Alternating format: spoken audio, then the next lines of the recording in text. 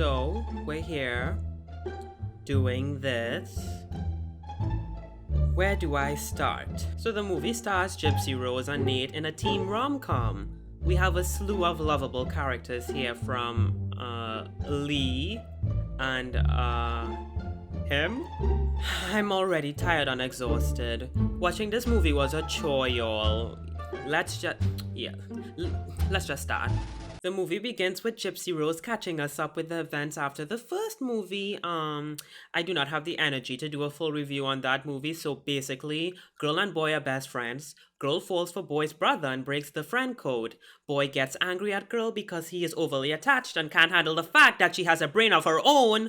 Girl apologizes to boy even though she shouldn't have. Girl finally gets with boy's brother, but he has to go away to college in Boston, leaving girl alone. Oh, and boy falls in love with this girl. I'm only saying this because it's important for the movie. Back to the sequel at hand. Elle catches us up and she's going at breakneck speed. Oh my gosh! Got an awesome gift. Played board games till 3 in the morning. Made sparks fly, this time on the beach. Said hi to an old friend. Watched a gorgeous sunset. Watched Noah sleep. I'm literally getting a stroke. Elle gets ready for school and heads outside where her BFF Lee is waiting to pick her up. I hate him so much, y'all. There's this thing where they try referencing the first movie 1,000,000 times, so there's that. Very funny. What can I say? Just thought you might need a pair of those backups.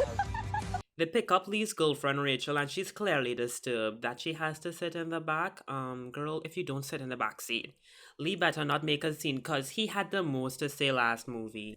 So they arrive at school and the kids are gossiping about something, doing whatever teens do, I don't care. Noah texts her but she doesn't answer.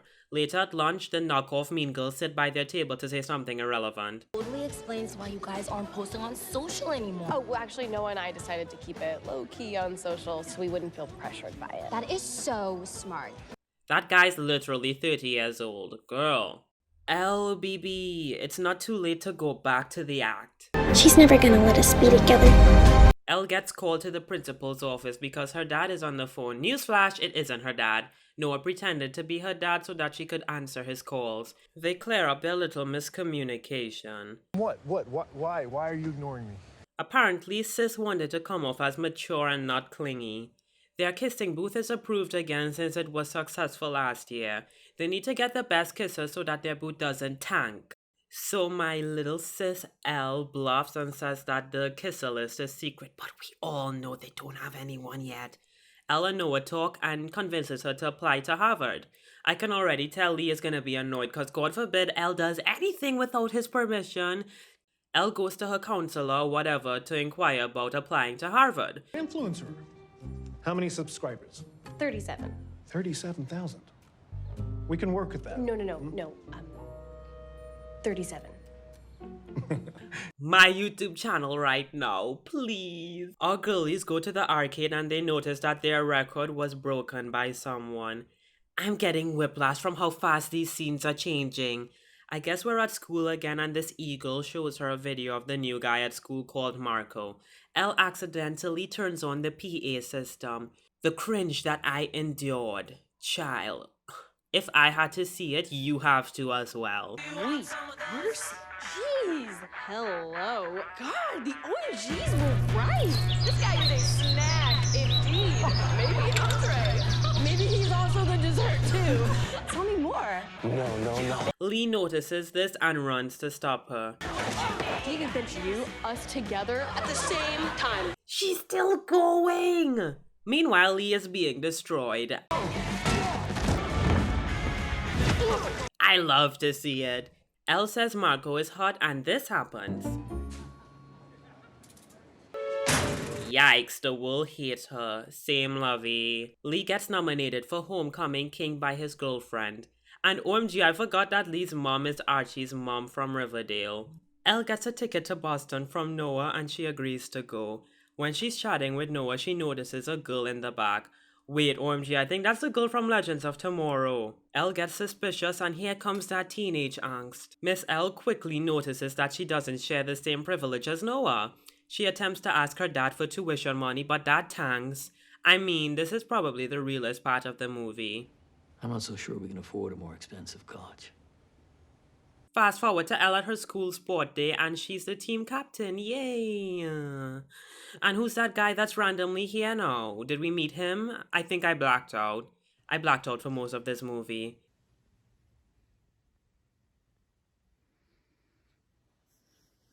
Elle is getting destroyed by Marco, and she looks furious.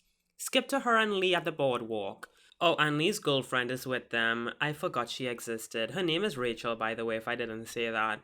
She feels left out of their friendship with all the inside jokes, you know. Rachel dips and they don't care. Anyways, they notice Marco performing. If she good, see my pussy, he wanna take him a lookie. Got your nigga in love, he said I don't fuck like no rookie. If I get him no cookie, he gotta pay just to book me. Catch that bitch shady, if I take it out, I'm a fucking bully. He told me stay the night, shit, I might. If that nigga spin the check, then I'ma ride it like a bike. Elle and Lee try to dip, but Marco stops them. They talk for a bit, but Lee wants Marco to be one of the kissers at the kissing booth, but Elle doesn't. Ooh, conflict.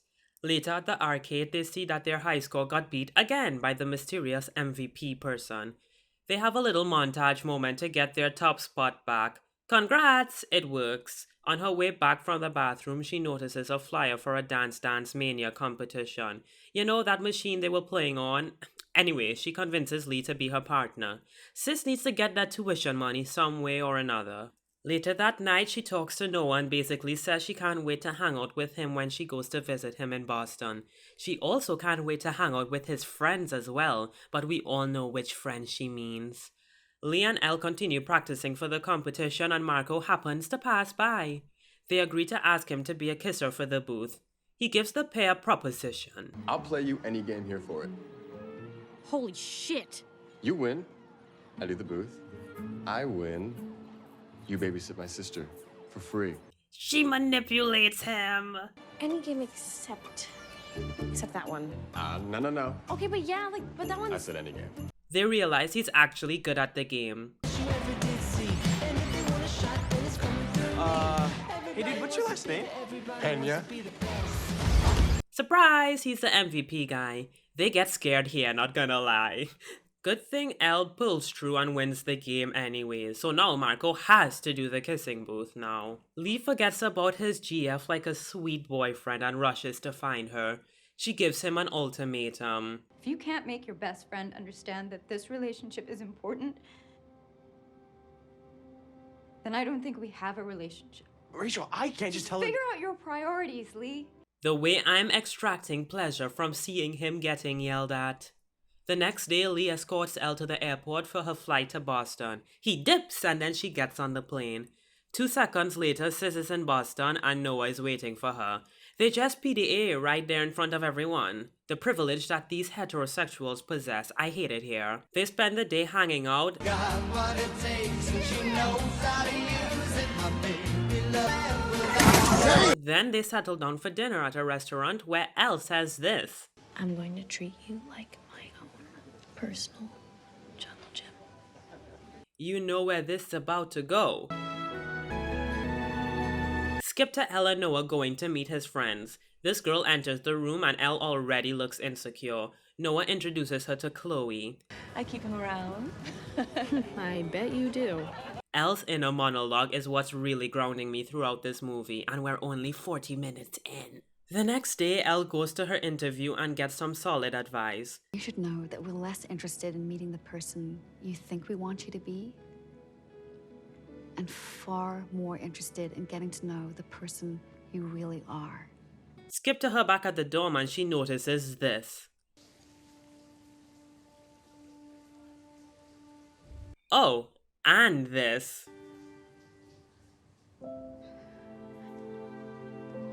Noah gets out of the shower and Elle does her best not to communicate. She dips and heads to the airport. Sis looks depressed on her trip back home. Noah calls and she surprisingly answers. It seems that they're kinda communicating here. Back at the dorm, Chloe comes over. I think you're good for me. Tell me something I don't know. I really don't know what to think here, the way this movie is setting this up to be. Lee and Elle practice some more and they do some catching up at the same time. She neglects to mention to Lee what happened in Boston. They continue practicing, then this happens. I hope you know I'm taking joy in seeing him in pain, yup. He says that he cannot do the competition with a broken ankle and suggests Marco to be her new partner. Fast forward to their first training session and they butt heads. In school, Lee hijacks the PA system to apologize to his girlfriend Rachel for bailing on her, like a good boyfriend, a sweet boyfriend, an amazing boyfriend. This works and they talk about it further. Did you speak to her? Don't worry. I took care of everything. She will be giving us plenty of space. OMG, did Lee fake that ankle injury? This is me speculating, by the way. The knockoff Mean Girls try to get into Elle's head by showing her pictures of Chloe and Noah together on Instagram. She calls Noah and actually they have a healthy conversation. Have I ever given you reason to doubt me? No. Okay. Then I'm asking you to trust me. I mean, with teen movies, all you see is misunderstandings and jumping to conclusions with sloppy resolutions. I'm kinda surprised, to be honest. Elle and Marco train some more and their relationship grows. The next day at school, Elle notices that Lee almost forgot his crutches. I mean, I called it. Busted. Walking pretty well, aren't we? I'm sorry. Okay, you had a better shot with Marco, and I knew you wouldn't kick me off the team, so I did it for you. But he doesn't tell the truth either. Later that night, she calls Noah for some talkie time, but she finds out that he went to a concert with Chloe. Sis takes her anger out on Marco and he doesn't appreciate it. She apologizes though, so it's fine. They take a break and ride the Ferris wheel while eating dinner. I can smell the romance, y'all. She pours out her feelings to him. Marco does the same thing. Why does that moon look so fake though? Where'd he even get that guitar from? I think Sis is catching feelings. Noah calls her and he lies and says that he went to the concert with some of the guys. That must suck. Lee and Elle are carving pumpkins when Rachel shows up. She looks annoyed again. They decide to go to the beach and she snatches Lee up. Elle starts talking to that random guy again that we met in the beginning that I still don't know the name of. Wait, what's his name? Ollie. Apparently he likes that guy called Miles. You know, that guy over there on the beach? That guy right there? Yeah, Miles. She tries to convince him to ask Miles out. Let's see if this plot thread goes anywhere. Elle and Lee dress up as Ghostbusters for the Halloween party, but Lee forgets to give Rachel the memo. That's kinda bad, yikes. Anywho, Marco is performing and he later asks Elle to dance. Why is this song actually good though? Feeling for love like this right now, guys. Let's forget she has a boyfriend. The knockoff Mean Girls ruin their moment and Marco dips. Hi. Nice costume. I'm getting into this side plot, to be honest. I love it so much. Hey, dude. Hey, dude. Let's go, boys. I hate it here. I hate it here. Meanwhile, on the dance floor, Elle and Lee have their moment, and Rachel is looking on with envy and disgust and jealousy. That's not even supposed to be funny. Anyways, I mean, at this point, Sis needs to leave Lee because it isn't going to work. Elle tries to talk to Rachel. Let's have a look and see how this goes. You just couldn't do as you were asked, could you? You ruined bowling nights. You wasted all of Lee's time with your stupid dance game. My God, Al, with you around, I literally can't spend a moment alone with my own boyfriend. Yikes, yikes, I would die. Good marshmallow in the first place. I would actually die. Shut up, you ruined my shit. She asked me what happened, so shut your mouth. There's a little montage of everyone's life post-meltdown. Seems as if Chloe and Noah are getting closer, Rachel and Lee look happy, and Elle is just there alone. I hope they know that they're literally forcing Elle and Marco together at this point. Elle gets a text from Noah saying that they should chat later that night. Sis stalks Chloe page again and notices that the earring is in fact Chloe's. Ouch. Later at rehearsal, Elle is depressed but Marco manages to cheer her up. Things get heated as you can see.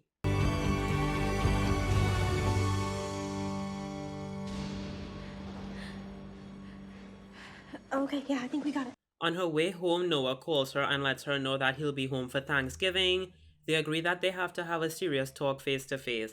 Marco and Elle head to the dance competition. I love the set design for this though. Watch when you step in, this Gucci is pricey. Like a snake on a loose, they gon' bite me. Put it on him, now he calling me wifey. He tryna cuff it, it's hard to win dice. I have to say good luck to them, cause child. Lee finds some Harvard documents in his car. I know he isn't gonna get mad. The hypocrite this man would become. I hate him, I really do. You can blow Elle off, but God forbid that she has a brain for herself. It's Elle and Marco's turn, and plot twist, Noah is there watching the competition to surprise her. They really serve here.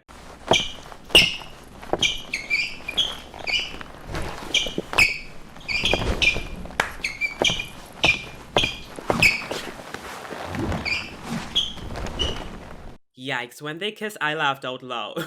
Noah's face is what got me. Oh, she notices him. Noah dips and Elle is shaking. She heads to Thanksgiving dinner at Lee's house. Rachel is still annoyed. I hate her. Lee is too, but I don't care because he can't gatekeep what colleges Elle can apply to. Noah arrives and brings Chloe along. At lunch, things get really awkward. The way I cringed. You wanna go talk for a second? Not really, no.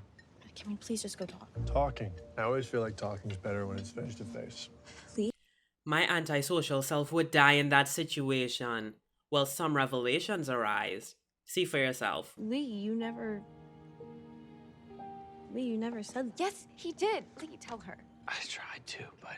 So, thank you for the dedication. Rachel, Hopefully they break up. let me say all of those horrible things to her. He's literally the worst. Being my best friend doesn't give you the right to tell me who I can love. See, like literally. I can't be in a relationship with you and Elle anymore. It's just too much. Good, we're celebrating, ladies. Hello. Let's celebrate that. Meanwhile, back at the table, Elle tells the girlies that she found Chloe's earring under Noah's bed. She dips too, and I quote. Well, I don't have to quote, just watch for yourself. To fix something that's actually worth saving. She makes up with Rachel.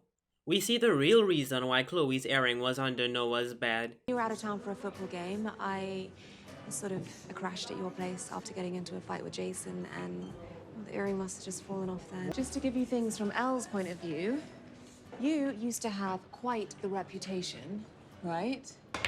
And Elle has no idea that I am one of the few women on the planet immune to the charms of Noah Flynn. Chloe actually makes sense here. Unpopular opinion, but I like her and Noah together. Elle tries to make up with Lee as well. I don't care if I'm supposed to feel sorry for him. Here's wishing that Rachel will give me a second chance. Here's to wishing she doesn't. Now Sis needs to go resolve things with Marco. Well, she ignored. Can we go back to the side plot with our gay kings? They head to wherever this is, probably some school soccer game. Elle notices that Noah and Chloe are there as well. Lee wins Homecoming King and it's unbelievable how much I don't care. Wait, this song serves too. Jump around. It's time to get down. Jump around. Noah and Chloe pass by Marco, who tells him to let Lee know that he said congratulations. Here's our favorite segment, guys. What is Noah going to do next? A. Continue on his stroll with Chloe back home. B. Incite violence against Marco like he does in the first movie. Or C. I don't know what to put here because we all know the answer. Noah. Good night. Ha! It was B. Y'all assumed. Elle and Lee see this and they dip. If you're at this point in the video, then I assume you're enjoying it so far. So please don't forget to subscribe because it helps me feel validated. Okay, thanks, let's continue. Elle and Lee head over to the kissing booth. You know, the whole point of the movie. Oh look, they're together again by something Elle arranged. I have to include this just to be fair. I missed you too. I love you so much. Girl, why are you cheering for a toxic relationship? It's crickets over here by me. Meanwhile, at the airport, Chloe convinces Noah to go find Elle. Ooh, finally a good plotline that got 2 seconds of screen time.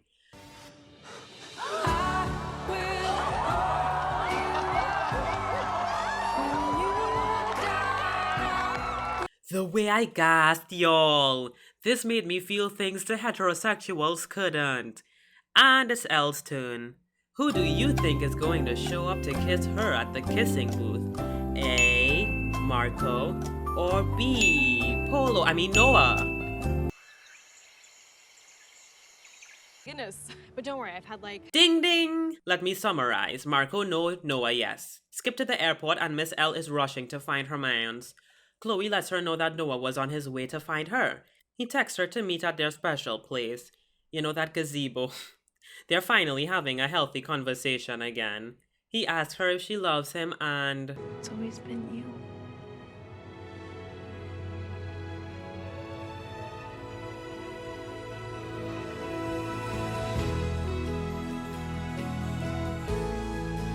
Fast forward to graduation, the girlies look like they're having fun. Elle receives her letters from Berkeley and Harvard. Lee got in. I don't care.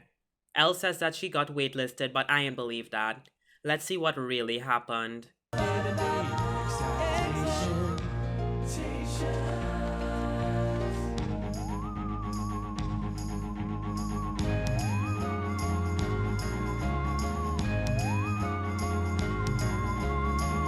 Oh boy. And it ends just like that.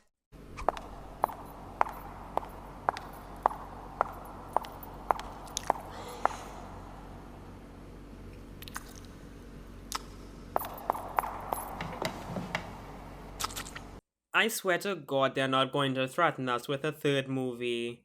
Hey guys, look what I got. Ooh. Thank you. You're welcome.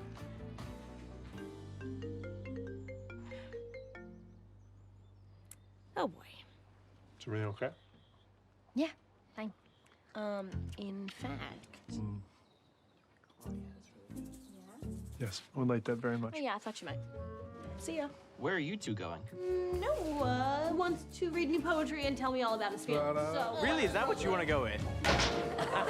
Smooth move! This has to be a joke. I cannot believe this is happening. I'm literally about to fucking kill myself and I'm not kidding. You better fucking fix this shit right now. I hate that I had to sit through 2 hours of that. What business does a rom-com have being 2 hours long? Like I'd expect that from Harry Potter or Game of Thrones, but a teen rom-com? Child, anyways, so I rate this movie nothing because I don't care. Don't watch it, I did it for you. You're welcome. I feel like I should have just watched Euphoria instead.